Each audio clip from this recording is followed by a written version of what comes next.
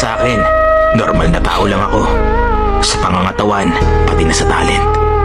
Kahit nung bata pa ako, ang tingin ko sa sarili ko isang genius. Hanggang nung middle school, ganun ako. Hindi.